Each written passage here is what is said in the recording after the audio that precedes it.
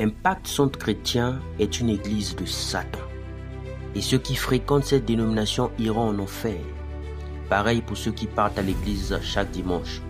Cela montre que vous êtes des païens et des ennemis de la vérité.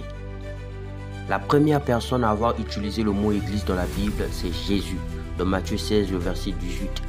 Il dit « Et moi je te dis que tu es Pierre, et sur cette pierre je bâtirai mon église, et les portes du séjour des morts ne prévaudront point contre elle. » Il dit « Je bâtirai mon église ». Il n'a pas dit « Je bâtirai mes églises », mais bien mon église. Là déjà, nous devons retenir que c'est Jésus lui-même qui bâtira son église. Une seule et unique église. Jésus n'a jamais envoyé quelqu'un lui bâtir une église, ni des églises.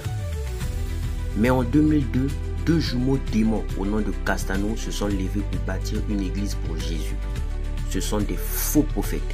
Aucun apôtre de Jésus n'a bâti quoi que ce soit pour Dieu, car l'esprit qu'ils avaient reçu leur avait enseigné que Dieu n'habite pas dans ce qui est fait des mains humaines, comme l'atteste Acte 17, le verset 24. Jésus dit que son église ne connaîtra jamais la mort. Rien ne pourra la détruire. Est-ce que le bâtiment qu'Ivan Castano a bâti ne peut être détruit? Quittez ce faux prophète, ce démon, ce chien.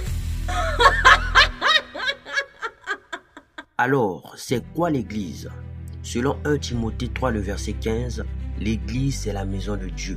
Et Hébreux 3, le verset 6 atteste que cette maison c'est nous. L'église parle, l'église prêche, l'église marche. Tous ceux qui croient que l'église est un bâtiment ou un lieu, vous êtes déjà candidats pour l'enfer. Repentez-vous rapidement de cette fausseté. Autre chose, l'église de Jésus ne paie pas la dîme, ne bâtit pas de temple, ne confesse pas le péché à Dieu, n'invoque pas le feu du Saint-Esprit, ni le sang de Jésus. Tous ceux qui pratiquent ces choses sont des synagogues de Satan. Aucun chrétien dans la Bible n'a donné la dîme. Aucun chrétien n'a invoqué le feu. Toi qui pratiques ces choses, tu n'es pas chrétien, mais plutôt disciple des faux prophètes. Si tu meurs en étant dans cette fausseté-là, il n'y a pas pardon pour toi dans ce siècle, ni dans le siècle à venir.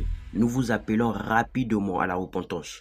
Contactez-nous et nous vous dirons les paroles par lesquelles vous serez sauvés.